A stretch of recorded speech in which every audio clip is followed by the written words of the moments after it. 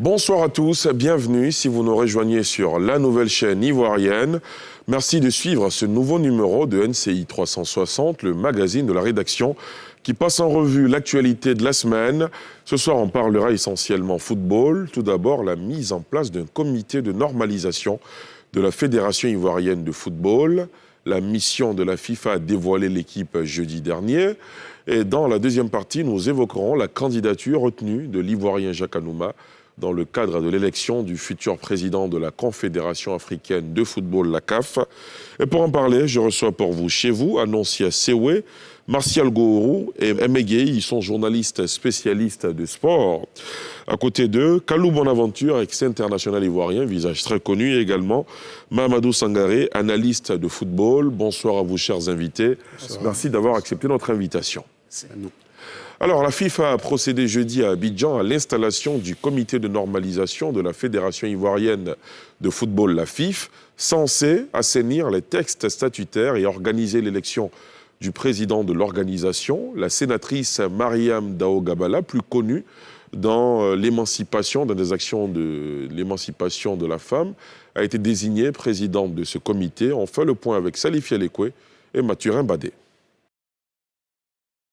La militante ivoirienne pour les droits des femmes, Mariam Dao Gabala, a été désignée jeudi par la Fédération internationale de football association FIFA pour présider le comité de normalisation de la Fédération ivoirienne de football. Elle sera assistée par Maître Adouabé et le professeur Bléou Martin. Plusieurs tâches sont assignées à ce comité. Les tâches principales de ce comité de normalisation sont bien définies par la FIFA via une feuille de route. Le comité de normalisation devra gérer les affaires courantes de la Fédération ivoirienne de football. Le comité de normalisation devra également réviser de façon partielle les textes de la Fédération ivoirienne de football, donc en particulier les statuts et le code électoral de la Fédération ivoirienne de football. Le comité de normalisation devra également s'atteler à réviser les statuts, donc le document constitutionnel de certains membres de la Fédération ivoirienne de football. Et en dernier lieu, l'ensemble de cette révision des textes amènera le comité de normalisation à acter en tant que commission électorale pour organiser et superviser des élections d'un nouveau comité exécutif au sein de la Fédération ivoirienne de football. Pour la première responsable du comité de normalisation, il s'agit d'une mission citoyenne pour le rayonnement du football ivoirien éprouvée par ses soubresauts. Nous allons essayer, avec l'aide de Dieu et avec l'aide de tous, d'apporter cette pierre parce qu'il n'est pas normal que la locomotive du football africain et ouest-africain soit dans cet état. Nous allons mettre tout ce que nous avons en nous pour servir notre nation à travers la mission qui nous a été confiée. C'est une mission citoyenne. C'est le 24 décembre 2020 que la FIFA a décidé de mettre en place un comité de normalisation après les blocages dans le processus électoral pour la présidence de la fêtière du football ivoirien. Femme de médiation habituée au redressement d'organisations internationales, Dao Gabala Mariam est nommée par la FIFA, Fédération internationale de football association, le 14 janvier 2021 à la tête du comité de normalisation de la FIF, Fédération ivoirienne de football. L'Ivoirienne Mariam Dao Gabala est une femme de foi reconnue pour son engagement dans le développement du secteur financier en général et pour l'inclusion financière des démunis, des populations rurales et des femmes en particulier. Femme de terrain et de réflexion, Mariam Dao Gabala est bien connue dans le milieu du financement des Regional Managers for West Africa of Oiko Credit, secteur de la microfinance et des coopératives, du haut de ses 20 ans d'expérience au poste de directrice régionale pour l'Afrique de l'Ouest de Oiko Credit, une organisation de développement de la finance. Elle a relevé le défi de soutenir la croissance et le financement des institutions de microfinance, des industries, des PME socialement responsables, des coopératives en milieu rural et des groupements de femmes. Son défi, Prêter aux pauvres, c'est possible, c'est viable et c'est impactant. Femme de médiation habituée au redressement d'organisations internationales, elle a conduit la transition dans le management à la tête du réseau international Solidaridad. L'État de Côte d'Ivoire lui a également accordé sa confiance pour la supervision du redressement de l'UNACOPEXI, la plus grande institution de microfinance d'Afrique de l'Ouest. Très proche des femmes vivant et travaillant dans les zones rurales, elle jouit d'une bonne réputation dans son pays natal où elle travaille activement d'une part à améliorer et à développer le leadership féminin à tous les niveaux de la société africaine, au plan politique, économique, culturel et social, et d'autre part à améliorer l'inclusion financière des femmes et l'entrepreneuriat féminin. Alors, c'est une nouvelle page qui s'ouvre dans la gestion du football ivoirien. Monsieur, comment vous avez accueilli chacun l'installation de ce comité jeudi Annoncia? D'abord, pas une surprise à mon sens, puisque... C'était annoncé depuis plusieurs semaines. On attendait, puisque le blocage était patent, il n'y avait pas une solution en interne. On attendait tous le verdict de la FIFA. Il est tombé la veille de la fête de Noël, comme un couperet sur le football ivoirien. Mais moi, je me dis, c'est un échec. D'abord, tristesse et satisfaction, parce que tristesse, on a été incapable de régler nos différends. On a attendu la FIFA pour nous mettre sur les rails et la FIFA a décidé d'un comité de normalisation. C'est une sanction sévère pour le football ivoirien parce que de mémoire de journalistes, d'observateurs, ce n'est jamais arrivé. On avait des crises, on avait des différends, mais on arrivait toujours à les résoudre. Cette fois-ci, c'est un coup de massue. Je pense que nous avons donné le bâton à la FIFA pour nous mater. On a un comité de normalisation. On est obligé de boire le vin tel qu'il est. Marcel Gourou, vous avez le même sentiment qu'annoncé? Non, pas totalement, mais je voudrais dire que c'est un long cheminement. Pour nous qui sommes quand même observateurs de ce football-là, c'est pour dire que le feuilleton, c'est un feuilleton à rebondissement. Parce qu'on se rappelle qu'il y a 3 ans, la FIFA avait tenté, en son temps, de mettre en place un comité de normalisation.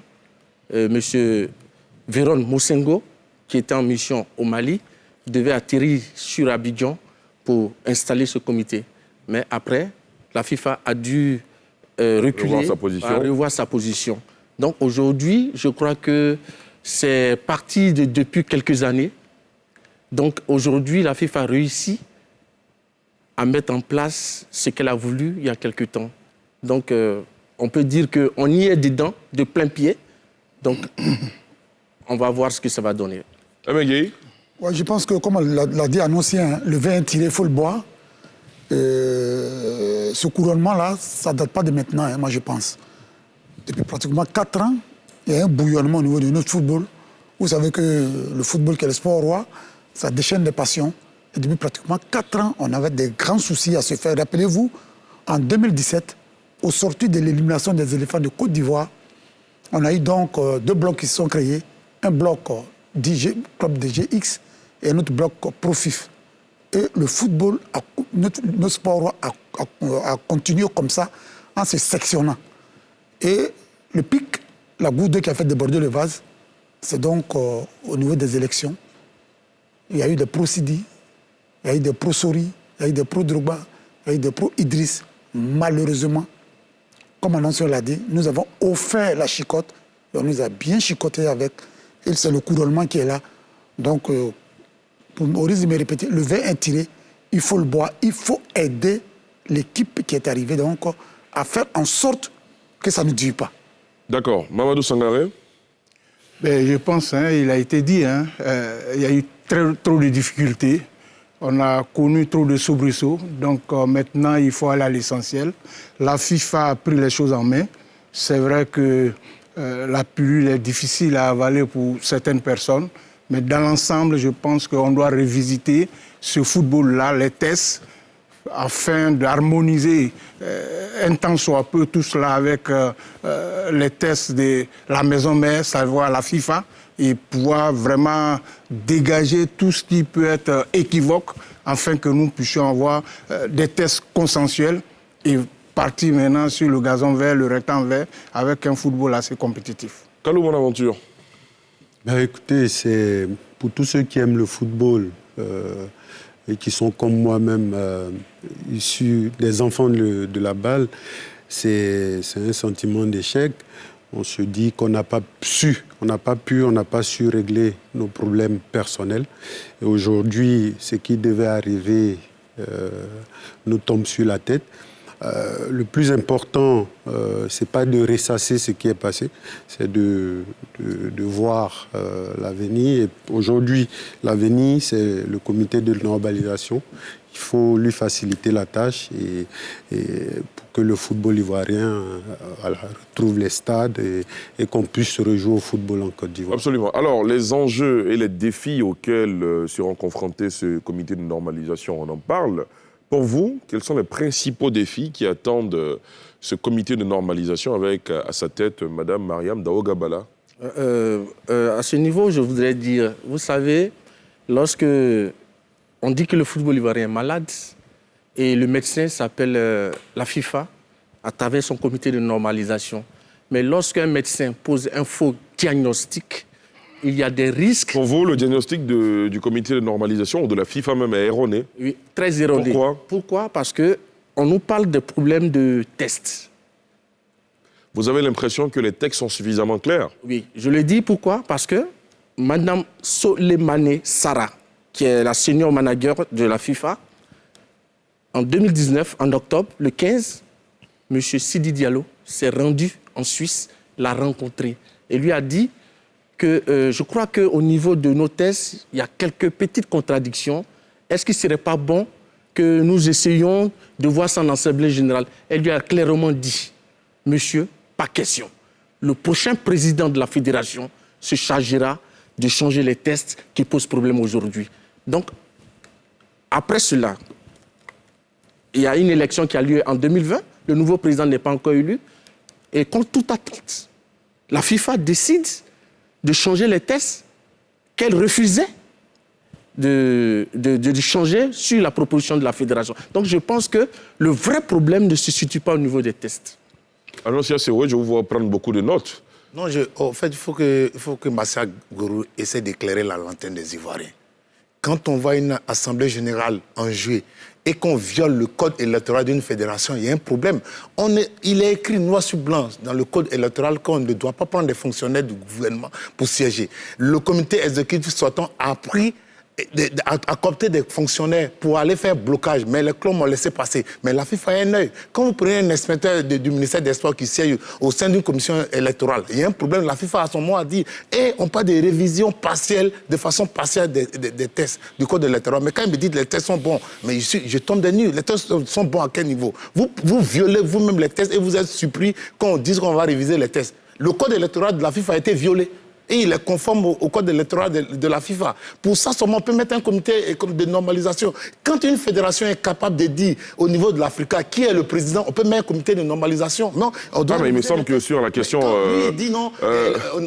sur la question de l'Africa Sport National, le comité exécutif de la FIFA sortant avait été plutôt clair, non?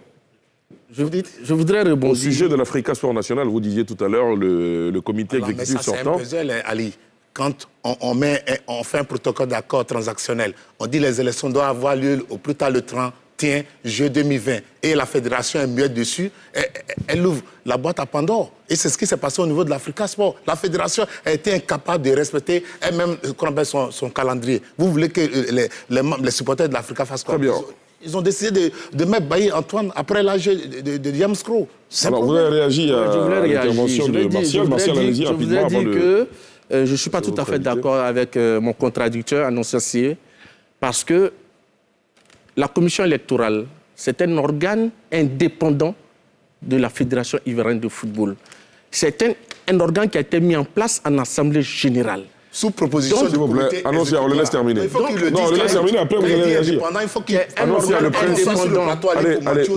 Ce qui veut dire quoi? Ce qui veut dire quoi? C'est moi qui distribue la parole. Je vous redonnerai la parole après, vous apporterez la contradiction. Les membres du comité exécutif de la Fédération ivoirienne de football n'ont aucune influence dans le fonctionnement de cet organe-là.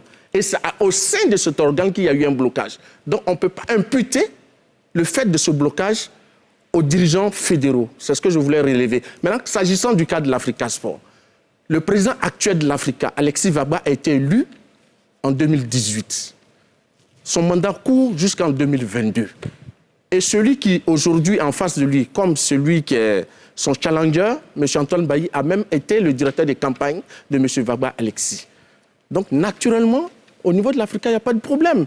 Tant que le mandat du président actuel court, il n'y a pas de problème. Maintenant, s'agissant du protocole transactionnel, mais c'est normal, dans les tests de la fédération, il est clairement indiqué que lorsque un membre actif a des soucis, a des problèmes à son sein, la fédération peut intervenir pour calmer, pour éteindre le feu. C'est ce que la fédération a fait à travers l'accord transactionnel, mais elle n'est pas au-dessus des tests de l'Africa Sport ou de l'Assemblée générale. On va faire un débat personnel entre tous les deux. Kalou Bonaventure, vous voulez réagir? Ali, oui, la question tout à l'heure, c'était quels sont les défis.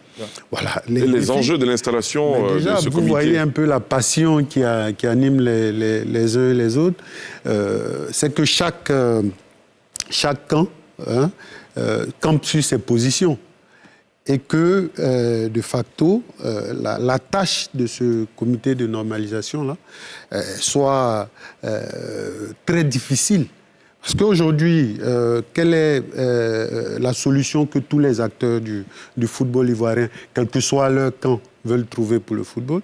C'est qu'on arrive à faire des élections le plus tôt possible, qu'un nouveau président soit élu, et qu'avant ça, le football commence, parce que là, tout est arrêté. Il faut qu'on commence à jouer au football au niveau local. Et rapidement, on trouve des solutions, que ce soit sur les tests, sur les clubs ou les groupements d'intérêt où il y a des problèmes, que ce soit résolu le plus tôt possible et que des élections soient organisées. Mais justement, vous dites il faut qu'on trouve des solutions. Quelles seraient ces solutions? Quel nouveau texte pourrait permettre de mettre tout le monde d'accord? Mamadou Sangaré. Bon, ce qu'il faut déjà comprendre, au travers de la mission qu'a confiée la FIFA à la structure qui vient d'être installée, déjà, il faut relancer le championnat. Ce qui a été annoncé d'ailleurs. Ce qui a été annoncé.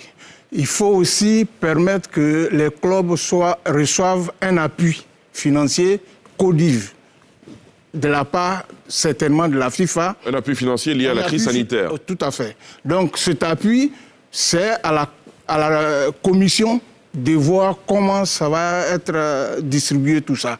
Donc, ils ont déjà du boulot, ils sont déjà à la tâche. Après ça, il va falloir maintenant commencer à ouvrir le chantier des textes. C'est ça le plus important. C'est comme vous dites, l'urgence, c'est de permettre aux footballeurs de reprendre le chemin des stades. Des stades. Ensuite, on pourra parler maintenant des textes pour l'élection du président. Derrière, on déroule avec le toilettage des tests. C'est vrai que pour le commun des choses, ça ne paraît pas essentiel, mais je vous donne un seul exemple. Quand on met une commission électorale en place et que vous avez tous les membres de la commission électorale qui ont une voix délibérative et que le secrétaire a une voix consultative, donc, il ne fait qu'apporter la logistique et assister la commission. Là où se situe le vrai problème, c'est qu'on lui donne le droit à la signature sur le PV. Ça, c'est une contradiction. Vous faites allusion au comité électoral sortant. Tout à fait. Donc, c'est pour donner l'intérêt du toilettage des tests. Parce qu'à aucun moment, on doit lui donner ce privilège. Puisqu'il n'a qu'une voix consultative. Donc, s'il veut créer un blocage, il crée le blocage en ne signant pas le PV après que son président ait signé. Juridiquement, il a une compétence liée. Quand le président signe, il doit signer. Mais il refuse de signer au prétexte qu'il n'est pas d'accord avec la façon dont les délibérations ont été faites. Les textes lui permettent ou pas? Non, justement. Il fait un blocage dans le vide, puisque les tests ne le lui permettent pas. C'est ce que j'appelle une compétence liée. Le président signe, il signe, et il notifie. C'est ce qu'on lui a demandé, mais il ne s'est pas exécuté. Donc, il faut qu'on nettoie ça. Et que ceux qui ont les voix délibératives agissent pour le compte de la commission. Et ceux qui doivent après notifier fassent la notification.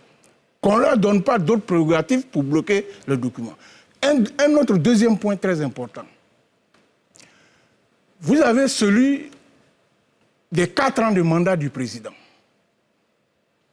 Le président, je dis le président abusivement, mais du comité exécutif. Le mandat finit à la 4e année civile.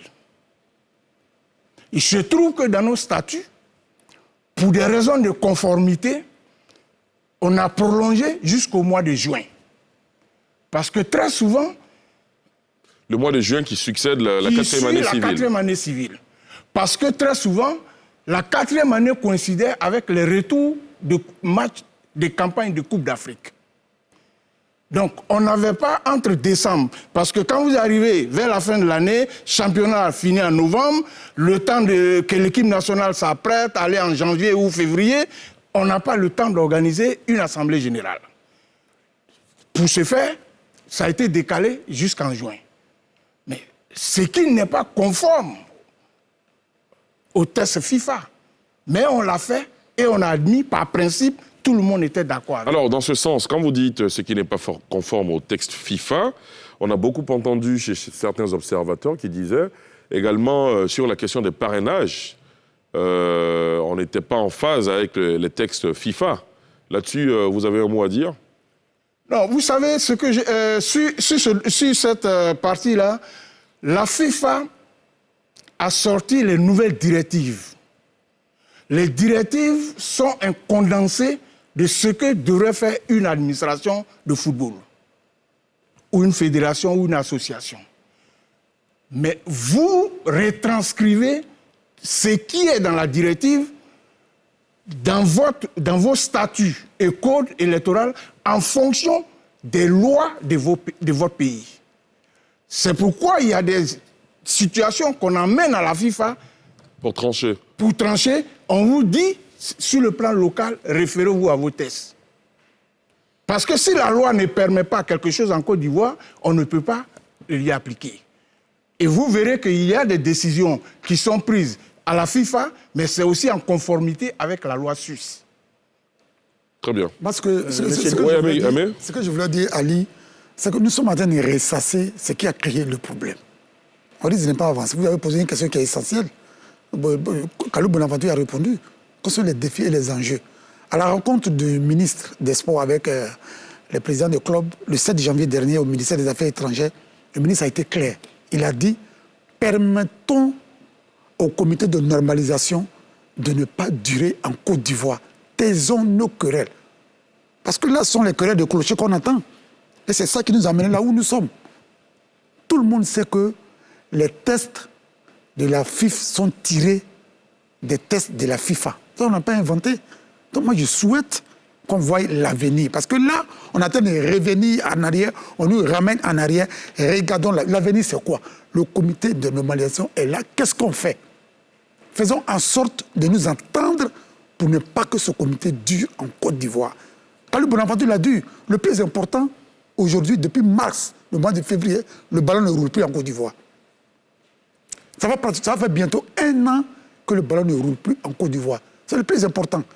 Ils ont une feuille de route qui est claire. Distribuer le fonds Covid-19 à la fédération, enfin. Ensuite, faire rouler le ballon en Côte d'Ivoire et révisiter les tests, organiser les élections. Surtout ça. Mais ça, c'est en conformité avec le président du club en assemblée générale. Je pense que l'essentiel est là. À mon avis, l'essentiel est là. Très bien. Oui, mais Ali, excusez-moi. Non, c'est important parce que rapidement, très rapidement. Que ça paraisse comme si nous sommes dans un débat d'arrière-garde. Vous avez posé une question très précise. Absolument. Qu'est-ce qui ne va pas dans les tests? D'accord. Vous avez posé la question. Absolument. Il était important qu'on relève 2 points pour montrer la nécessité de parfaire, de toiletter. Très bien, on vous a bien compris. On vous a bien compris. Martial. Avant de revenir aux missions confiées au comité de normalisation, je voulais dire, comme je l'ai dit tantôt en ouverture, que quand le diagnostic il est mal posé, on aura du mal à guérir le malade. Parce que ces tests de la fédération qui existent, elles ont été révisitées par la FIFA en 2011, en juillet. Et c'est ces mêmes tests-là qui sont là aujourd'hui, qui ont permis d'élire M. Sidi Diallo et qui ont permis sa réélection. Donc, c'est pourquoi je disais, maintenant, pour revenir aux missions du comité de normalisation... Aux défis qui attendent le comité de normalisation. Je vais dire que le premier défi, il est d'abord d'ordre financier. Parce que rien ne peut se faire sans argent. Et comme je le sais, il y a le partenaire numéro 1 de la Fédération ivoirienne de football qui permet d'organiser les compétitions, surtout de Ligue 1, qui permet de payer les droits télé. Je ne dirai pas son nom, mais c'est quand même une chaîne cryptée française. Elle a déjà posé un problème à la fédération avant que le comité de normalisation n'arrive.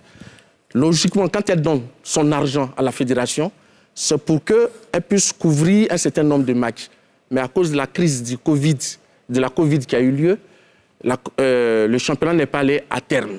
Donc déjà, on doit à cette structure-là un certain nombre de matchs. Donc elle demandait déjà à la fédération de rembourser, de payer le reliquat de l'argent qu'elle a donné et de donner la différence. Donc ils étaient en négociation avec cette structure-là. Maintenant, de deux, les moyens que la fédération a au niveau pour organiser, il y a l'argent de... Comment on appelle ça? L'argent de... Covid. La fiscalité. Mais cet argent de la fiscalité sert à gérer le quotidien, le fonctionnement quotidien de la fédération. Et surtout, les équipes nationales. Et en dehors de ça, je crois que l'autre argent qui permet quand même à la fédération, c'est quand même quelques petites entrées de certains partenaires. Donc logiquement, si le comité de normalisation... Donc il y a un défi d'ordre financier. D'ordre financier, il faudrait que le comité de normalisation trouve les moyens pour lancer les compétitions qui l'attendent. Parce que, comme on le disait tout à l'heure, ça fait quand même un long moment que le ballon n'a pas roulé encore. Alors, je crois que la présidente... je vous donne la parole tout à l'heure. Je veux juste préciser que la présidente du comité de normalisation a annoncé pour très bientôt la reprise du championnat. Oui, tout à fait. À ce propos, donc, le ministre a été clair. Le ministre a dit à la rencontre du 7 janvier avec le président de club que les fonds sont disponibles pour faire rouler le ballon en Côte d'Ivoire. Le ministre a été clair. Il dit qu'il ne veut pas qu'on tue la jeunesse ivoirienne, qu'il y a de l'argent disponible pour faire fonctionner le championnat. Très bien. Annoncia? Je voulais relever un fait. On parle il faut avancer, il faut accepter le comité de normalisation. Mais Ali, je vous apprends que le comité exécutif sortant, dont le mandat a expiré depuis le 25 février 2020, a saisi le TAS pour bloquer l'installation déjà même du... C'est-à-dire... Pour remettre en cause la mise en place du comité de normalisation. Et j'ai dit déjà, le comité sortant a tenté une requête au niveau du TAS pour empêcher l'installation, même la nomination du comité de normalisation. Vous voyez donc, et puis encore, il y a 2 actions au TAS. On parle de... Ouais. On est là, on pense que tout va bien, mais pendant qu'on est, il y a un groupe qui accepte la normalisation pour qu'on puisse laver le linge sale en famille, mais il y a des gens qui ont été élus, ça fait plus de 4 ans, ils sont là, ils veulent toujours et se battre parce que pour eux, le football ivoirien a attaqué. Or, ils ont été incapables de conduire un processus électoral. Ils ont même informé la FIFA. La FIFA leur dit non, c'est comme ça on doit procéder. Aujourd'hui, ils prennent la FIFA comme leur ennemi, ils vont au TAS pour attaquer. Alors, partant de votre constat, on se rend bien compte que le football, les acteurs du football ivoirien sont très divisés, sont même un peu trop divisés. Est-ce que dans ce contexte-là, un comité de normalisation peut atteindre les objectifs escomptés? Écoutez, si on ne veut pas perdurer, parce qu'il y a des pays où le comité de normalisation est arrivé pour 1 an, et puis après 2-3 ans, ils étaient encore là. Si on ne veut pas perdurer dans cette crise-là, il faut que les uns et les autres arrivent à se lever au-dessus de certaines considérations. De se dire, c'est vrai, nous aujourd'hui, autour de cette table-là, il y a des tendances, il y en a qui sont pour X ou Y. Le plus important aujourd'hui, c'est vraiment, et ça, il faut que tout le monde, chacun arrive à à le comprendre, à l'intégrer. C'est l'avenir vraiment du football local qui se joue. Et ça, il faut qu'on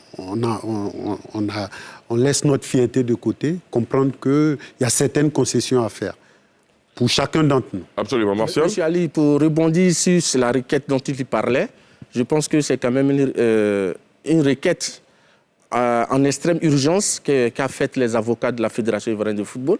Et les avocats de la FIFA ont dit non, qu'il ne fallait pas bloquer l'installation du comité de normalisation. Et donc le TAS a répondu pour dire, monsieur de la Fédération, vous nous avez déjà saisi avec trois requêtes. Avec 3 requêtes, vous nous avez saisi pour 3 requêtes. Donc nous allons essayer de rentrer dans le fond. Donc ça ne sert à rien aujourd'hui d'empêcher que la décision de la FIFA soit appliquée. Lorsque nous allons vider le fond du dossier, nous allons donner une réponse à votre requête, voilà, à vos différentes requêtes. Alors, aujourd'hui que le comité de normalisation est installé, ils ont commencé à dérouler leur feuille de route. Ce sera quoi la collaboration entre ce comité de normalisation et le comité exécutif de la FIF sortant? C'est compliqué. Puisqu'ils doivent freiner la main sur les affaires courantes. Je pense que dans un premier temps, l'administration au niveau de la FIF va rester en place. Hein. C'est clair, ce sont les personnes élues au niveau de la fédération qui n'auront plus leur place. Ils seront des personnes non grata. L'administration, en tant que telle, est sur place. Et je pense qu'il faut permettre au comité de normalisation de travailler dans de bonnes conditions. Bon, on l'a dit, hein, c'est Dame Mariam Dao Gabala qui est à la tête, elle qui est une grande militante, l'élément l'a dit tout à l'heure, qui est une grande militante des droits de l'homme et des femmes. On espère qu'elle va apporter sa grâce et son élégance à la tête donc, de ce comité de normalisation. Mais surtout, il faut séréniser l'environnement du football ivoirien. Il faut permettre à ce comité restreint de faire un travail efficient. Parce que, tout le monde le sait, elle n'est pas très sport, elle n'est pas très football. Mais permettons-lui donc de travailler dans un environnement assaini. C'est important, Ali. Parce que si à peine elle est installée, qu'on mette donc nos dissensions sur la table, ça va être difficile et ça risque de rallonger ce comité de normalisation. Mamadou Sangaré.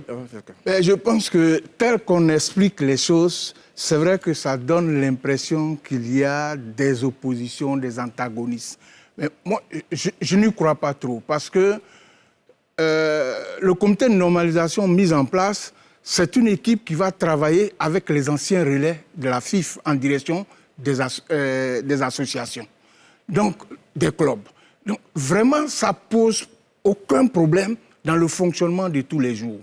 Ils ont une feuille de route qu'ils vont respecter et quand ils auront besoin de convoquer l'ensemble des clubs pour faire le point à mi-parcours, à mi-chemin ou pour certaines informations, ils ont les canevas dans lesquels il faut faire passer l'information. Donc vraiment, à ce niveau-là, il n'y a vraiment pas de problème là-dessus. Très bien. Donc, seulement, il faut retenir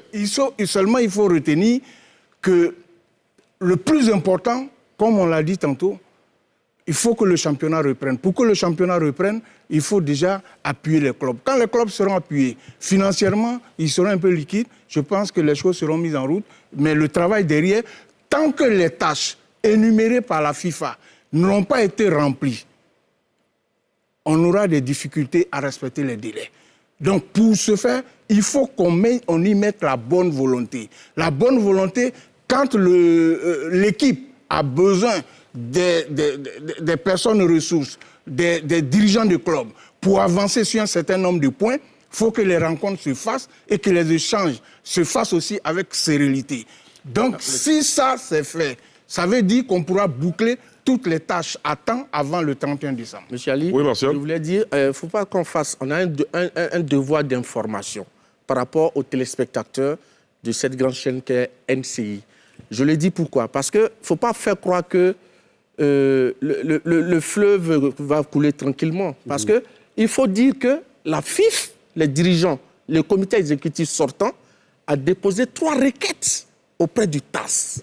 C'est vrai qu'aujourd'hui, le comité de normalisation est installé, mais si le TAS donne une suite favorable aux requêtes des dirigeants fédéraux, le comité de normalisation sera mis en difficulté. Et sa mission sera bloquée. Et déjà, au niveau du TAS, elle a plusieurs fois bloqué les décisions de la FIFA. Donc, c'est ce que je voulais relever. Très bien. Alors, messieurs, l'un des prochains enjeux, des défis qui attendent le comité de normalisation, on l'a dit, c'est le toilettage et la révision des textes. La fameuse question du double parrainage va se poser. Quel est votre avis sur la question? Oui, Annoncia. D'abord, j'aimerais rebondir sur l'argumentaire de Trudeau. On ne va pas toujours revenir en arrière, Annoncia Sewé. À quelle fin le comité exécutif sortant, et qui sait que son mandat a pris fin depuis février 2020, va essayer de bloquer le comité de normalisation. Avançons. Il faut qu'on avance. L'État de Côte d'Ivoire a investi plus de 350 milliards pour réhabiliter, construire des stades en attente d'une CAN en 2023. Très bien. Répondez à ma question. On ne peut pas jouer avec ça et la Côte d'Ivoire sera suspendue pour 2-3 ans. Voilà. Maintenant, pour revenir à votre question, aujourd'hui, moi j'ai dit ici sur ce plateau que les histoires de double-triple parrainage, ils n'existaient pas. Ça n'a jamais existé. Il y a eu un problème qui s'est posé au niveau des arbitres et de l'Africa Sport. Sinon, on a vu quand la commission électorale a dévoilé la liste des parrainages pour dire non, tel a donné, j'ai mis quiconque au défi de me dire si le Sporting Club de Ghana a fait 3 parrainages ou 2 parrainages. Jamais.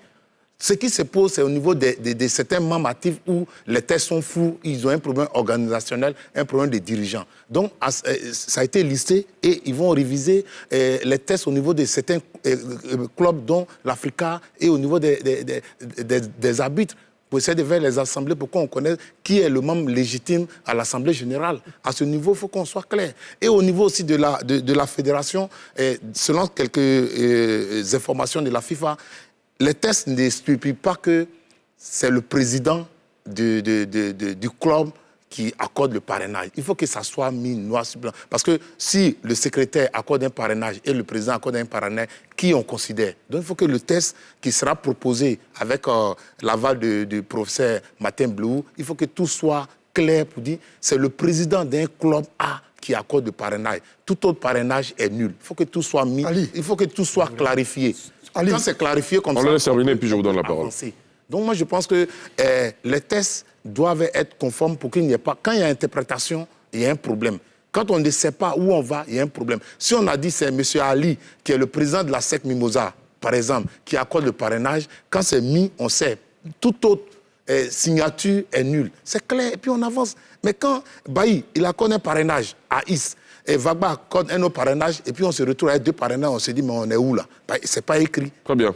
Je pense que ce dont parle Annoncia, c'est l'un des défis majeurs que ce comité de normalisation devrait relever. Absolument. Parce que quand vous voyez un peu l'exemple de l'Africa Sport d'Abidjan, ce petit bazar a été créé par la Fédération ivoirienne de football au niveau de l'Africa. Pourquoi? Parce que l'Africa a 2 têtes. Officiellement, on dit que c'est, comment on l'appelle, Alexis Vagba, qui est le président élu. Mais de l'autre côté, il y a Bailly Antoine qui réclame une partie de l'Africa Sport d'Abidjan. Et lors donc des élections, des dossiers, on a accepté que Bailly Antoine parraine un des candidats et on a accepté que Vagba Alexis parraine un des candidats. Tout est parti de là. Tout est parti de là. Donc je pense qu'un des défis majeurs au niveau de ce comité de normalisation, c'est ça, au niveau des doubles parrainages. Et je pense que si on permet donc à ce comité de normalisation de bien travailler, on va aller de l'avant. Mais surtout, je pense qu'il faut donc un de leurs points clés, c'est donc la révision des tests. Et ce point clé de double parrainage est hyper important. Martial? Donc, je voulais rebondir sur la question pour dire que le problème de l'Africa, il n'y a pas d'équivoque au niveau des tests. À l'Africa Sport, il y a un président qui est légalement élu, il s'appelle Alexis Vagba, c'est lui qui représente l'Africa. La preuve, à la dernière Assemblée générale de la FIFA, en juillet dernier, c'est Alexis Vagba qui a représenté l'Africa. La preuve, lorsque le chef de l'État a construit ce joyau architectural, lorsqu'il a invité la SEC et l'Africa... Vous faites allusion au stade Alassane Ouattara des BMP. C'est naturellement l'Africa officielle, la formation reconnue par Vagba Alexis qui a représenté l'Africa lors de ce match. Donc il n'y a pas de débat dessus. Maintenant, pour revenir au test, vous savez, la Fédération internationale de football association, elle est un peu partie prenante au conflit, au problème qu'il y a dans le football ivoirien. Pourquoi? Pourquoi? Parce que déjà depuis 2017, elle avait voulu intervenir, auditer tous les comptes de la FIF, alors qu'elle n'a pas cette prérogative. L'argent qu'elle met à disposition de la fédération, c'est ce qu'elle doit auditer. Mais elle a voulu outrepasser ses prérogatives. Et ça, c'est à la demande d'un groupe de clubs, il faut le préciser. La FIFA c'est à la demande d'un groupe de clubs. A décidé de ne plus donner les fonds forward à la FIFA. La FIFA a donc saisi le TAS. Et le TAS a demandé à la FIFA de donner l'argent qu'elle devait pour les fonds forward à la FIFA. Et ça a été fait. Depuis ce temps, la FIFA a trouvé ça comme un affront. Comme un affront. Et c'est cet affront-là qu'elle a voulu laver. C'est ce qui nous a conduit aujourd'hui à cette mise en place du comité de normalisation. Mais au même moment où la FIFA demande à une structure de la FIFA, qui est le comité d'urgence, de ne pas intervenir dans les affaires électorales, la FIFA met en place un comité de normalisation, mais qui a des pouvoirs étendus, des pouvoirs extraordinaires. Elle doit gérer les affaires courantes, elle doit toiletter les tests, en même temps, elle doit organiser les élections, juge et parti. Et ça, vraiment, je pense qu'on va revenir à la case départ. Carlo Bonaventure, vous avez l'impression que la FIFA juge et parti? Non, aujourd'hui, elle ne s'est pas invitée d'elle-même. Comme je l'ai dit en introduction, ce sont nos problèmes récurrents et personnels qui ont fait le lit de cette mise en place de ce comité. De cette mise en place. On peut être d'accord, ne pas être d'accord, mais les faits sont là. Et aujourd'hui, la FIFA vient. Moi, c'est vrai qu'à un moment donné, chacun de nous a eu une position plus ou moins tranchée sur la FIFA ou sur tel ou tel candidat. Mais aujourd'hui, le problème qui se pose, c'est qu'il y a un comité de normalisation qui est là. Et c'est vrai, à entendre Martial, qui est proche du comité directeur sortant, on n'est pas sorti de l'auberge. Quand je l'entends parler, alors que quand même ce comité directeur-là, c'est au moins 30 clubs. Plus d'une trentaine de clubs. Bon, plus d'une trentaine de clubs, on n'est pas sorti de l'auberge. Alors que ce qu'il faut aujourd'hui prôner, pour moi, je me dis, il faut essayer d'apaiser tout ça. C'est vrai qu'on a eu des soucis, il y a eu beaucoup de choses qui se sont dites.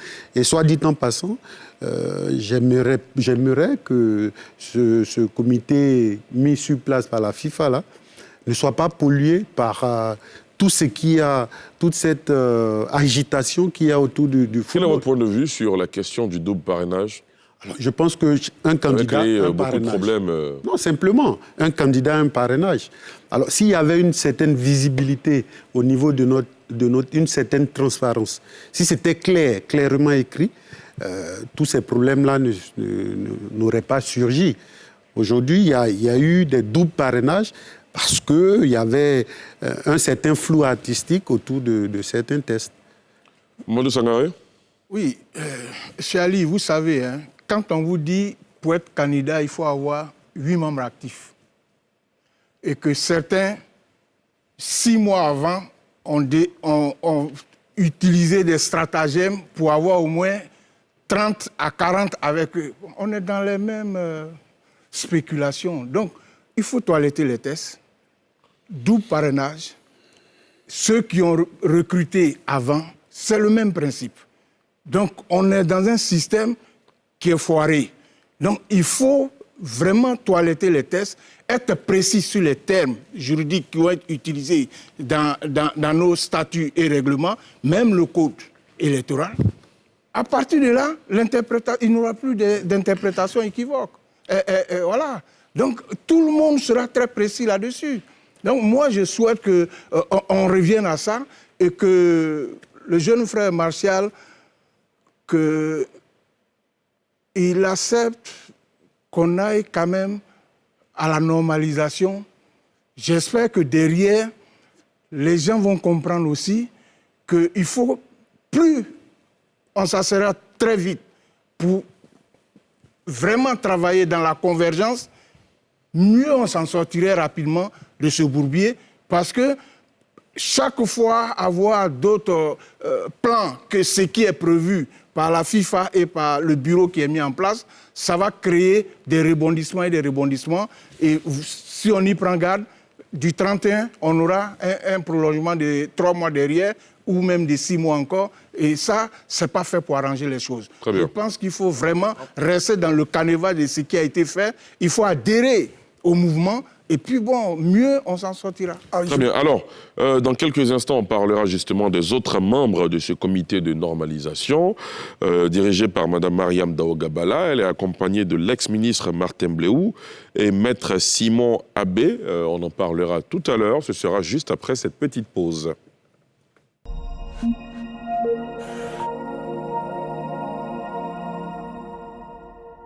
Retour sur le plateau de NCI 360. Ce soir, on parle essentiellement de football, notamment de la mise en place du comité de normalisation de la FIFA. Comité de normalisation composé de Mme Mariam Dao-Gabala, l'ex-ministre Martin Blehou et Maître Simon Abbé. Messieurs, un mot sur les membres qui composent ce comité de normalisation. Bonaventure Kalou. Ce sont des éminences grises, ce sont des personnes connues et reconnues dans leurs différents domaines, peut-être qui n'est pas celui du football, mais aujourd'hui, on a besoin de gens qui puissent nous aider à rendre nos tests un peu plus fluides. Voilà, ce sont des gens qui ont de la compétence. Ma seule inquiétude, c'est qu'ils ne soient pas pollués par vraiment toute l'agitation qu'il y a autour du football aujourd'hui, parce que il y a beaucoup de passion, il y a beaucoup de gens qui parlent du football, et que ces gens-là ne soient pas pollués par tout ça, quoi. Sinon, ce sont des gens qui ont de la compétence. Le ministre Blehou, dont on parlait tout à l'heure, c'est quelqu'un qui est connu pour sa rigueur, pour sa connaissance du droit. Donc voilà, on a besoin de ce genre de personnes-là. Madame Gabala elle-même, qui est une dame qui est connue pour toutes ses actions en faveur des femmes, pour son leadership aussi. Donc ce sont des gens qui ont la compétence de mener cette action-là bien. Encore faut-il que les membres actifs, qui sont les clubs, mettent la balle à terre, et que chacun puisse aller dans le sens de l'apaisement. Oui, je pense que par rapport à la qualité des gens qui nous sont servis, il ne devrait pas y avoir de problème. Madame Gabala, ça a été dit, grande dame dans le milieu associatif, les femmes, Monsieur Blehou, professeur en droit, donc c'est des gens qui sont complémentaires de toutes les façons dans la structuration de ce qui va être fait. Surtout le Maître Abbé, c'est quand même quelqu'un qui a joué au football. Abbé Adou Simon, je pense qu'il a joué à Bassam lorsque nous-mêmes nous étions encore à Divo. On a eu quand même à se frotter. Quelqu'un de très technique, puis gaucher, très bon, petit détail. Donc aujourd'hui qui est, je crois, avocat au barreau de Suisse, mais qui se trouve là, dans ce collectif-là, qui pourra apporter son expertise avec tout ce qu'il a pu emmagasiner ici et ailleurs. Je pense que c'est une équipe qui se tient, qui peut proposer quelque chose de meilleur aux membres actifs afin qu'on puisse avancer sur de bonnes bases. Je pense que quand deux personnes se disputent, il faut une personne extérieure et neutre. Je suis heureux que ces 3 personnes soient de la société civile. Ces 3 personnes ne sont pas marquées. Parce que dans le football, on ne les connaît pas assez. Elles ne sont pas marquées. Et puis, quand on prend l'exemple le professeur Martin Blehou, pendant longtemps, il a été le patron de la Ligue ivoirienne des droits de l'homme ici en Côte d'Ivoire. Et Dao Gabala Mariam, c'est une militante, activiste même des droits de l'homme, surtout du côté des femmes. Et elle a une haute connaissance au niveau des finances. Et l'autre, Simon Adé, c'est un juriste, et c'est à dessein, parce que Martin Bleuou et Simon Adé vont beaucoup aider à la mise en place du toilettage. Donc je pense que l'un mis dans l'autre, il faut les aider. Mais c'est au pied du mur qu'on voit le vrai maçon. On les attend à la tâche. Aidons-les à faire du bon travail. Annoncia? Oui, d'abord, je remercie le frère Sangaré qui rappelle aux sportifs ivoiriens que dans le comité de normalisation siège un ancien footballeur. Il a fait les beaux jours, on parle de Simon Abbé Adou, qui a fait les bons jours des insulaires de l'Union sportive de Claude de Bassam. Il a joué à la même période que les Desmoulins Jacob. Donc c'est quelqu'un qui est effacé juriste, mais qui connaît les réalités du football. À ses côtés, on a un constitutionnaliste, Martin Bleuou, qui sera assisté par la présidente Mme Mariam Dao Gabala. Je pense que c'est des personnes ressources qui doivent au moins tracer les sillons de cette ère nouvelle au niveau du football. Tout ce que je demande à ceux qui veulent défendre le football ivoirien qui sera attaqué, de mettre fin à leurs projets de revanche ou bien de vengeance. Parce que, mine de rien, quelle que soit une décision, il appartiendra au club de choisir le nouveau président. On doit faire confiance à ce comité de normalisation, le laisser conduire ce processus pour que les élections qui seront déterminantes seront organisées et on choisira le vainqueur. Parce que ce qui a créé, c'est que des tests, on a voulu prendre des tests pour empêcher certaines candidatures, bloquer des gens. Et dans un pays, partout dans le monde, lorsqu'on a voulu empêcher quelqu'un d'être candidat, il y a toujours l'ONU qui intervient, et souvent même par la guerre. Aujourd'hui, au football, nous, on parle de fair play, de vertus, de défense, de trucs. On va essayer de toiletter ces tests-là et aller aux élections. Le verdict, on le dit toujours, tout passera par les clubs. C'est les 81 qui décideront. Donc, laissons le comité de normalisation faire son travail. Ne mettons pas les bâtons dans leurs roues et qu'ils nous sortent des tests qui seront consensuels. Et on va avoir des élections inclusives et paisibles. Ce que je voulais dire, les tests d'une association telle que la Fédération ivoirienne de football sont impersonnels. Ils ont été toilettés en 2011 avant l'arrivée du comité exécutif actuel et qui va céder sa place au comité de normalisation. Donc, je voudrais dire que les tests sont impersonnels. Maintenant, ce que je voulais dire, concernant la composition du comité de normalisation, je pense que la compétence de ses membres est reconnue. Et surtout, c'est des personnes qui sont reconnues pour leur intégrité morale. Mais je dis comme ça que, vous savez, les tests, ils deviennent importants selon les interprétations.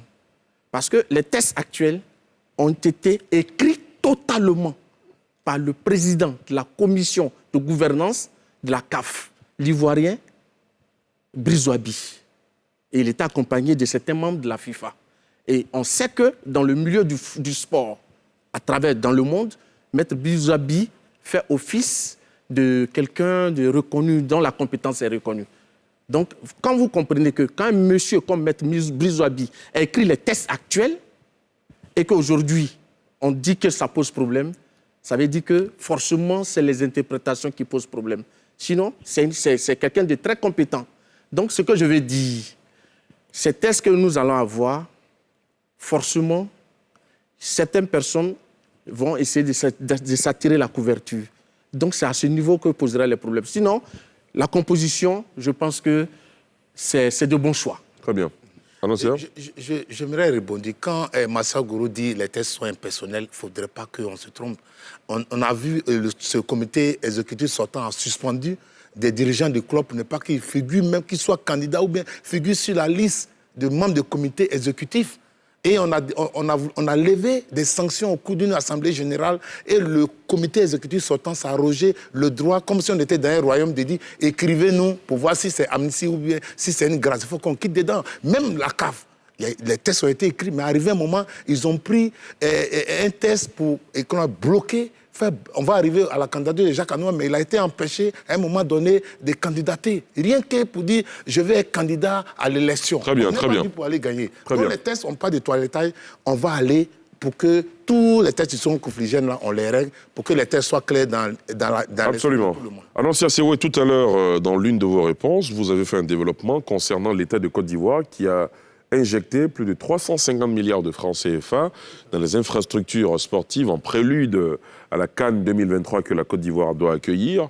Selon les informations à notre possession, ce n'est pas le comité de normalisation qui a la charge de la gestion de ces projets de développement-là. Ça veut dire quoi? Ça veut dire que ces projets seront à l'arrêt? Non, pas du tout. Non, la précision, c'est que la menace, quand on parle de comité de normalisation, la menace, c'est qu'on ne doit pas... La Côte d'Ivoire doit éviter une suspension. Parce qu'on veut organiser une CAN en 2023. On fait des investissements. Plus de 300 milliards d'ayants investis. Vous avez vu à Yamoussoukro, San Pedro, les stades sortent de terre.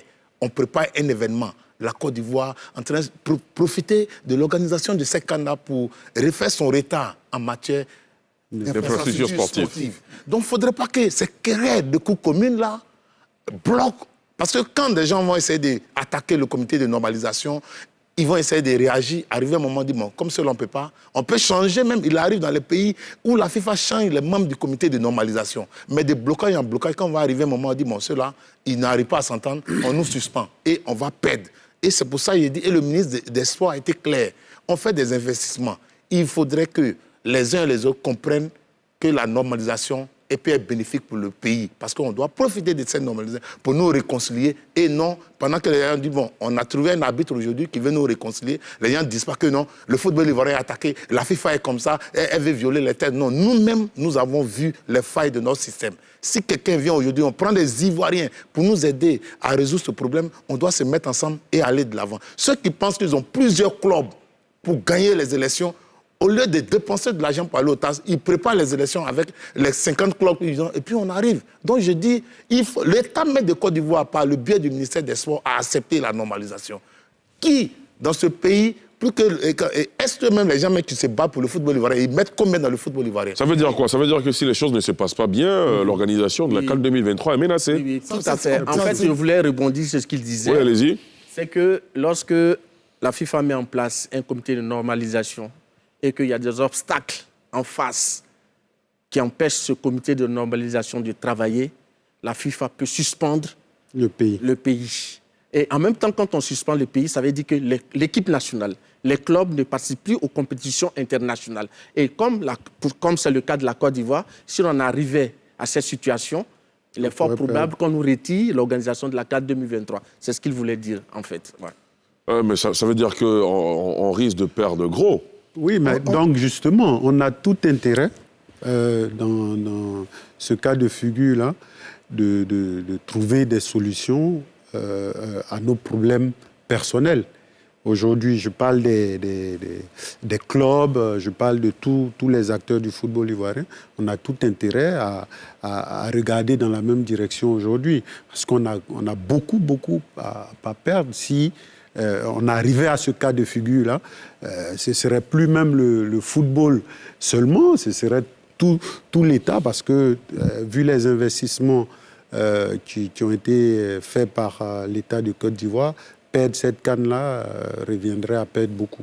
Mais je voulais préciser, c'est-à-dire que dans le cas de figure, par rapport aux saisines du TAS, et ça c'est vraiment c'est un droit des dirigeants qui pensent qu'ils ont été floués de saisir le TAS. Mais si le TAS se remet en question, les décisions de la FIFA ne peut pas sanctionner la Côte d'Ivoire. Mais c'est lorsque les clubs, les acteurs se bloquent d'eux-mêmes le processus, c'est là que les sanctions peuvent intervenir. C'est ce que je voulais préciser. Très bien. Alors, dernière question avant de passer au deuxième sujet. Est-ce que les travaux de ce comité de normalisation de la FIFA qui vient d'être installé peuvent s'étendre dans le temps? Mais on l'a dit. Normalement, c'est une durée légale de 1 an. Oui. Ça peut aller au-delà. Si les tâches qui sont assignées à la commission de normalisation durant ces 1 an, si pour une raison ou pour une autre, on n'a pas pu aller au bout de ces différentes tâches, à savoir le toilettage des tests. L'organisation des élections. Oui, commençant d'abord par le toilettage des tests au niveau des statuts éco-électoraux, après les parties prenantes qui ont été identifiés. Tout cela, il faut les réunir, travailler, les amener à avoir les personnes fiables à la tête, un bureau, et ceux qui doivent voter, tout est clair. Donc, à partir de là, on arrive aux élections. Si on n'a pas pu faire ce cheminement, heureusement qu'on n'a que 4 points. Et sur ces 4 points, je crois qu'il y a deux points très importants. C'est vrai qu'il y a évacuer les affaires courantes, mais sinon, il y a le toilettage des tests, de fédération, statut et code électoral, et puis après, il y a celui des parties prenantes. Donc, si on s'y met, on peut réussir avant 4-5 mois. On peut boucler si on s'y met, si on met de la bonne volonté. Donc, quand on a bouclé toutes ces tâches-là, ils peuvent programmer une assemblée générale élective où on aura pour désigner le nouveau comité exécutif qui sera mis en place. Donc, ça peut aller très vite. Tout dépend de la bonne volonté des acteurs. Et pour renchérir un peu, je dirais qu'il faut, pour une fois, il faut faire chorus autour de notre football. Il faut mettre en parenthèse toutes ces dissensions-là.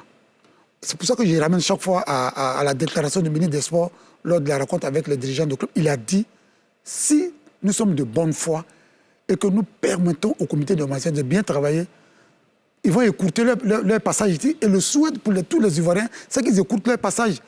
Il faut que ça soit éphémère, il faut que ça soit comme une étoile filante, je pense. Très bien. Voilà. Alors, la mise en place de ce comité de normalisation de la FIFA intervient dans un contexte où la candidature de l'Ivoirien Jacques Anouma à la présidence de la Confédération africaine de football, la CAF, a été officiellement retenue au terme d'une session de la commission de gouvernance de la CAF qui s'est réunie au Caire les 5 et 6 janvier dernier. Information donnée il y a quelques jours à travers un communiqué de l'institution. Le président sortant, Ahmad Ahmad, quant à lui, président, a vu sa candidature rejetée. Plus de précisions avec Salif Fialekoué et on en parle juste après. La candidature de l'ancien patron de la Fédération ivoirienne de football à la FIF, Jacques Bernard Anouma, à la présidence de la Confédération africaine de football, a été autorisée par la commission de gouvernance de la Confédération africaine de football au terme de ses assises au Caire, en Égypte, les 5 et 6 janvier dernier. 5 candidatures ont été officiellement enregistrées pour le poste de président de la CAF et 16 candidatures pour les postes de membres du comité exécutif à pourvoir. Au terme des travaux, la commission a statué comme suit. Candidat autorisé à figurer sur la liste des candidats éligibles à la présidence de la CAF. Maître Augustin Emmanuel Senghor, Sénégal, avocat, 55 ans, président de la Fédération sénégalaise de football depuis août 2009 et membre du comité exécutif de la CAF depuis février 2018.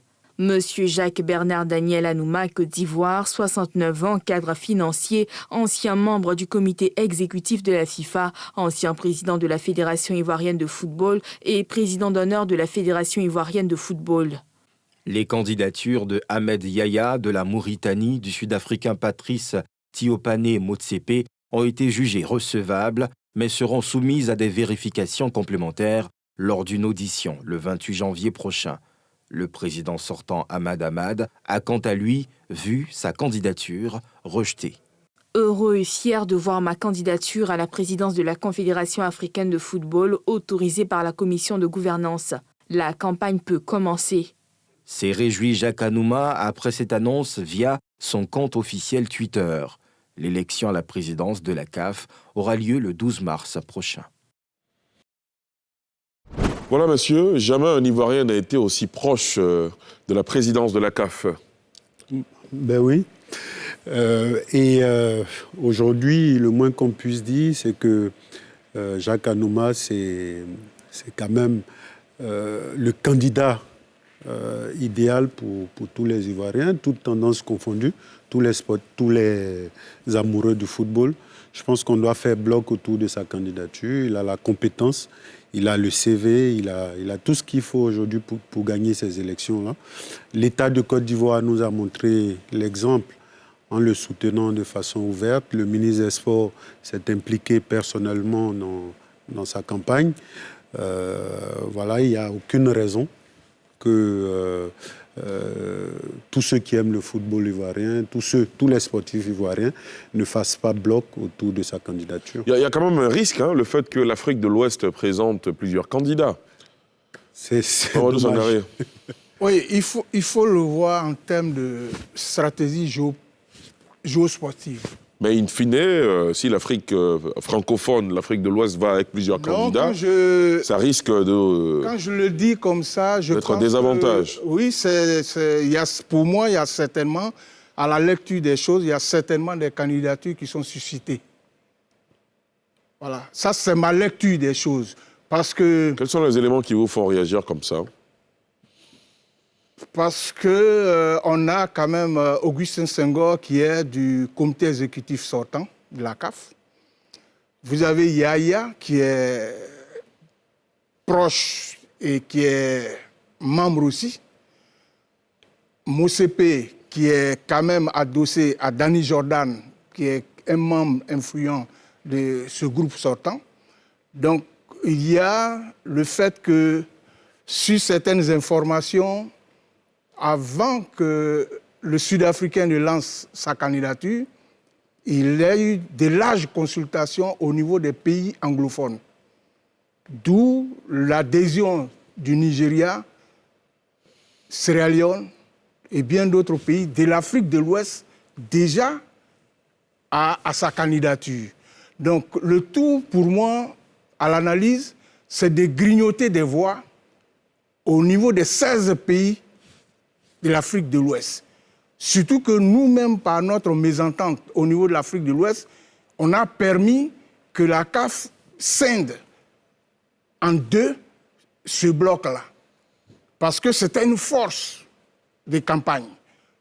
Être à la tête de l'UFOA, 16 pays derrière, vous avez fait presque le tiers du chemin, vous allez conquérir les autres. Aujourd'hui, l'Afrique est divisée en 6 blocs par la CAF. Et donc, naturellement, ce bloc de l'Afrique de l'Ouest, on a scindé à 2. Et même la Côte d'Ivoire est dans une zone où il y a pratiquement, j'allais dire,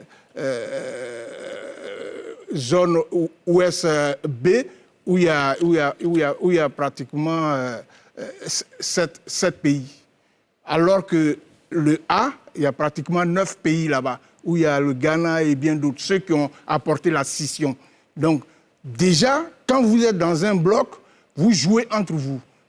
Vous avez des tests ensemble, calqués, c'est vrai, sur la FIFA, et les statuts de la FIFA, mais vous apprenez à vous connaître, vous pouvez déjà renforcer ce bloc-là derrière un candidat. Donc, avoir la scission déjà, ça nous affaiblit un peu, et quand les autres viennent chasser sur nos terrains, parce que les candidats qui sont là, je pense, pour moi, c'est des candidats suscités. Très bien. Amégué? Je pense que, concernant la candidature de Jacques Anouma, déjà qu'il y a une volonté politique, c'est une bonne chose. Une volonté politique, c'est une bonne chose. Et puis, il faut, à travers cette candidature, il faut envoyer un signal fort au comité de normalisation qui est sur place. À travers donc cette candidature de Jacques Anouma, il faut envoyer un signal fort. Il a franchi une grande étape. La première étape, c'est l'acceptation de ces dossiers. Donc, il est sur la voie. On l'a dit, vous l'avez dit, au niveau de notre zone, donc, il y a pratiquement 3 candidats. Il y a le Mauritanien, il y a le Sénégalais et il y a l'Ivoirien. Que faut-il faire? Je pense que c'est en ce moment-là qu'il faut rentrer dans les réseaux, dans les relations internationales. Il faut que les chancelleries, les ambassades... Il faut que la diplomatie s'active. La diplomatie ivoirienne s'active pour donc... Parce que selon des informations, l'équipe de Senghor, l'équipe du Sénégal en tout cas, a séjourné sur les bords de la lagune Ébrié, histoire de sonder un peu la Côte d'Ivoire pour voir si on ne pouvait pas se rallier à sa candidature. Ils sont venus présenter leurs condoléances à la famille du feu du président Guissy Xazo. Absolument. Mais la diplomatie a marché. Mais absolument. C'est une affaire de diplomatie. Donc, Jacques Anouma a toutes les compétences, mais là, compte tenu du fait qu'il a la volonté... Est-ce que vous avez justement le sentiment que la diplomatie se met en marche, les choses bougent de ce niveau-là? Le ministre des Affaires étrangères, M. Ali Koulibaly, son excellent Ali Koulibaly, a donné le ton. C'est le moment où on doit donc faire jouer les relations à ce niveau. Et voir les délégations se déplacer pour aller vers la Mauritanie, vers le Sénégal aussi. Martial Gourou. Pour parler de la candidature du président Jacques Anouma, je pense qu'il a quand même un profil. Et je crois qu'il a la compétence. Et comme l'a dit tout à l'heure, Vous savez, ce genre d'élection au niveau de la CAF ne se gagne pas selon la beauté du candidat, mais selon son origine. Mais il faut mettre en marche les réseaux. Il faut jouer de la diplomatie. Et puis surtout, il faut avoir les moyens. Parce qu'un président, un candidat du poste du président de la Confédération africaine de football, il faut visiter au moins plus d'une 50aine d'États, de pays. Donc, il faut avoir un avion, il faut avoir les moyens financiers pour mener toutes ces missions-là. Donc, je crois que déjà, Jacques Anouma a un atout, puisque le gouvernement ivoirien, dans son entièreté, du sommet de l'État jusqu'au petit commis du sport, du ministère des Sports, tous sont unanimes. Et le chef de l'État, le président Alassane Ouattara, a donné des consignes fermes. Il a dit, toute la Côte d'Ivoire derrière Jacques Anouma. Donc, si les réseaux sont activés, je pense que nous aurons quand même cette chance de gagner cette présidence-là. Annonciation, c'est vrai. Oui, d'abord, il faut pousser un ouf de soulagement parce que ça fait longtemps que Jacques Anouma est candidat. Sous l'aide du président Issa Hayatou, il a été empêché d'être candidat. Aujourd'hui, à 69 ans, il passe. Sa candidature est retenue.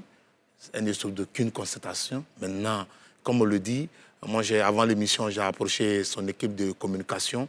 Il faut le dire, on ne fait pas trop de bruit. Voilà, les fédérations nationales sont contactées. On est en pleine crise sanitaire liée à la Covid-19, dont certains déplacements sont difficiles, mais selon son service de communication, à partir de la semaine prochaine, les différentes équipes vont se mettre en branle pour essayer d'attaquer l'Afrique. Et je peux même vous dire non, que le ministre des Sports séjourne déjà au Cameroun. Il va participer au CHAN.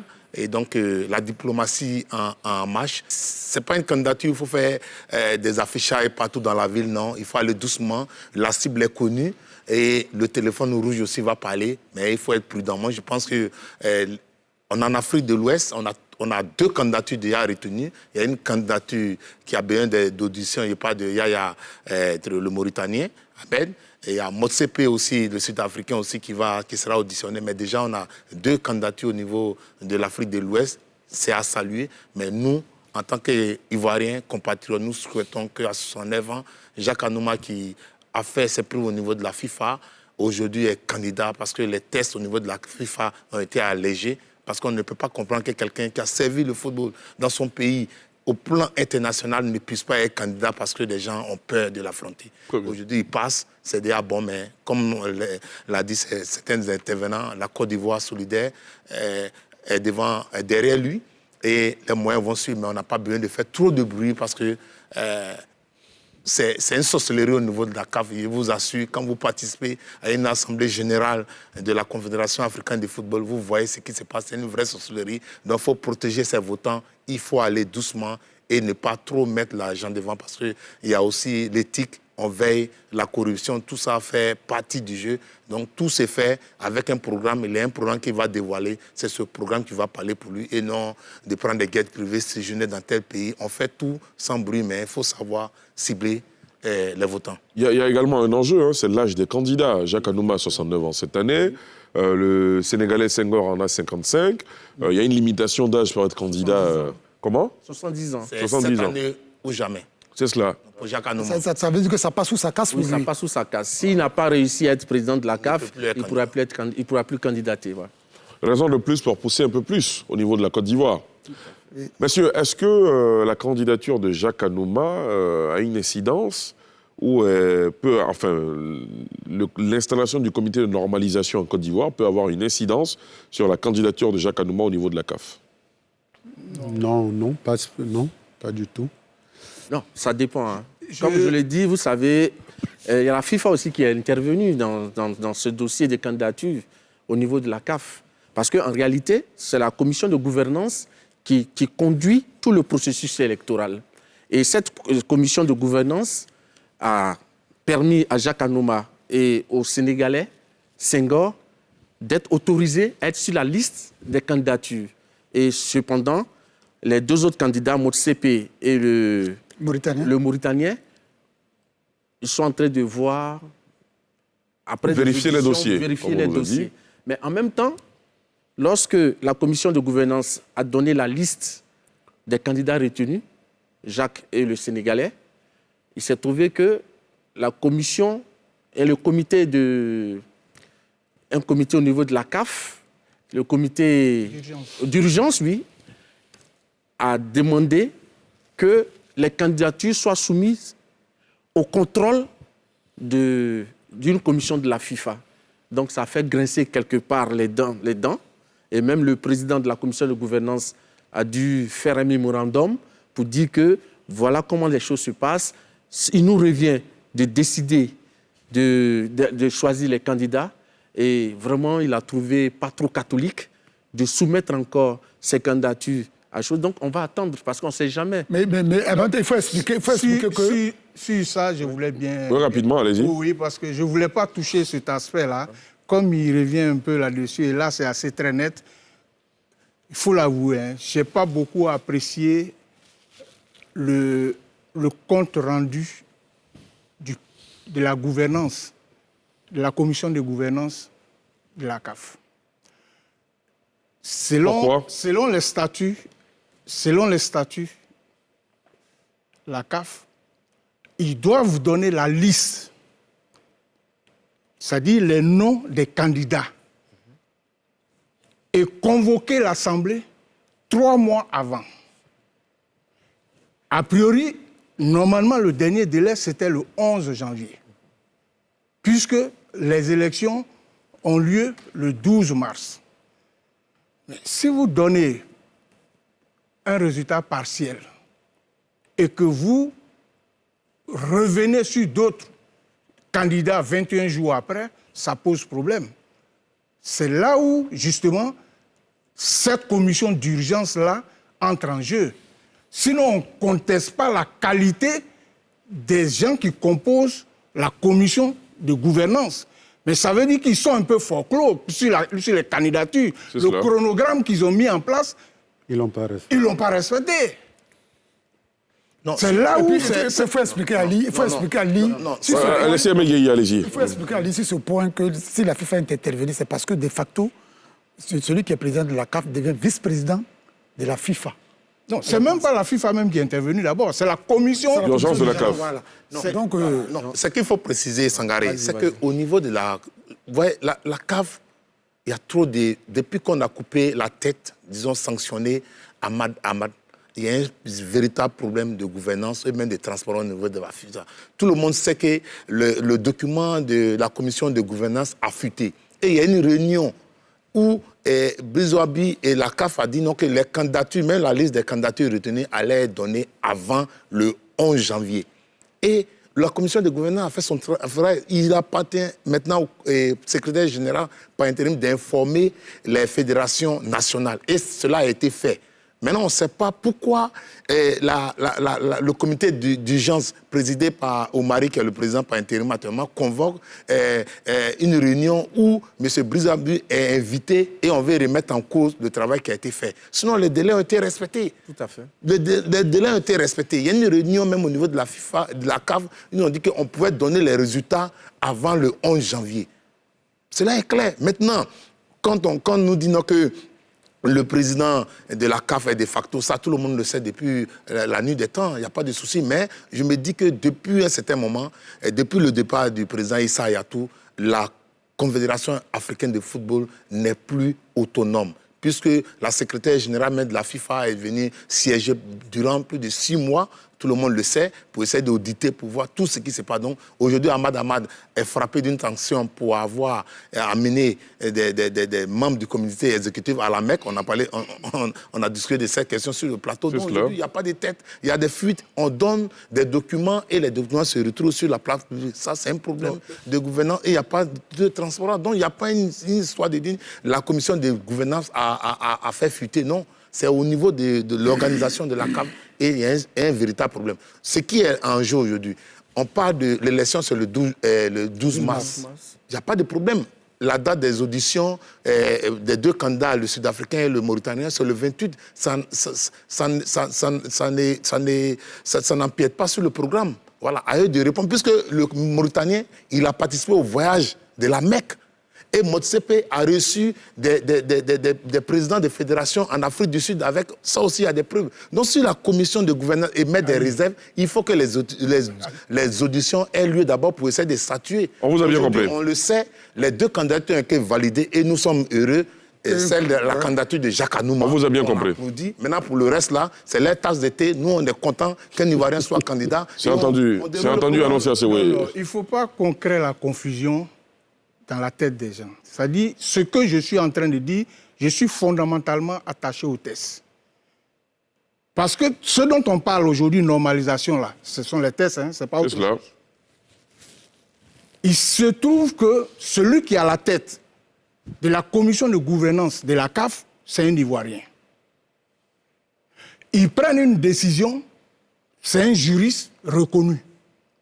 Il devait prendre toute la décision 3 mois avant les travaux de l'Assemblée du 12 mars. Moi, je n'ai pas d'intérêt avec les autres. La candidature d'Anouma est retenue, on est tous d'accord avec, on est tous prêts à accompagner. Ce que vous dites, c'est que les textes auraient dû être respectés textuellement. Il aurait dû peut-être rejeter les 2 autres candidatures, là on n'en parle plus. Mais vous ne dites pas 21 jours après que vous allez revenir sur la candidature de 2 autres personnes. Très bien. Alors, messieurs, dans 5 minutes, c'est la fin de cette émission. Les Ivoiriens qui nous regardent, les internautes, les téléspectateurs, il y en a qui se disent, mais finalement, même si un Ivoirien devient président de la CAF, c'est quoi l'intérêt pour la Côte d'Ivoire? Qu'est-ce que la Côte d'Ivoire gagne? Qu'est-ce que vous leur répondez?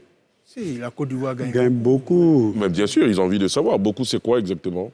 Ils gagnent beaucoup en image, en audience, dans les compétitions internationales. Le fait de dire que Jacques Anouma est président de la Confédération africaine de football, et je souhaite que ça soit ainsi, la Côte d'Ivoire gagne grandement au niveau de l'image. C'est ça, au niveau de l'image. Et puis surtout, au niveau, dans les instances donc, qui composent la Confédération africaine de football, on aura beaucoup d'Ivoiriens qui vont y entrer. Parce qu'il n'y a pas d'Ivoiriens. Donc, je vais dire qu'au niveau du prestige, parce qu'avoir un national président d'une confédération qui représente plus d'une 50aine de pays, je pense qu'en matière de prestige, la Côte d'Ivoire gagne. Et certainement, ça va permettre à la Côte d'Ivoire d'être présente dans de nombreuses instances de la Confédération. Parce que quand tu n'es pas présent dans les instances décisionnelles de la Confédération, c'est que vous subissez. Oui. Vous n'avez pas droit de parole. Donc, on a vu que la Côte d'Ivoire est absente pratiquement dans les grandes instances de décision de la CAF. Aujourd'hui, avec Anouma, s'il arrivait à gagner la Confédération, la présidente de la Confédération, je pense que les lignes vont bouger et les Ivoiriens vont se retrouver un peu partout. Donc, c'est la Côte d'Ivoire qui gagne. La Côte d'Ivoire gagne gros. Ali, quand vous êtes à l'extérieur, quand on dit le président de la Confédération africaine de football arrive, mais il a accueilli comme un chef d'État. Il cause avec les grands du monde. Et la Côte d'Ivoire, avec tout le travail que fait le président Alassane Ouattara, on doit être partout dans les instances mondiales. Et Jacques Anouma, président de la CAF, je pense que la Côte d'Ivoire, sur tous les plans, est honorée et sera honorée à partir du 12 mars, au soir du 12 mars 2021. Monsieur? Oui, mais comme tout le monde le dit, hein, c'est une réalité. Si l'ambassadeur Anouma est élu, je pense que le rayonnement est à l'honneur de la Côte d'Ivoire, au travers de tout ce qui est infrastructure, au travers de tout ce qui est nomination dans les instances, au niveau même de la FIFA aussi, parce qu'on a toutes les informations à temps réel pour pouvoir vraiment postuler et être dans tout ce qui est système footballistique, aussi bien continental que sur le plan... C'est une grande vitrine. Absolument. En tout cas, merci à vous, Annoncia Sewé, Martial Goro, Emegei. Vous êtes journaliste spécialiste de sport, de football précisément. Kalou Bonaventure, ex-international ivoirien, qui nous fait l'honneur de sa présence. Également Mahamadou Sangari, analyse de football. Merci à vous, messieurs, d'être venus parler du football ivoirien ce soir. Merci à vous, chers téléspectateurs, chers internautes, de nous avoir suivis. Rendez-vous dimanche prochain pour un autre numéro de NCI 360.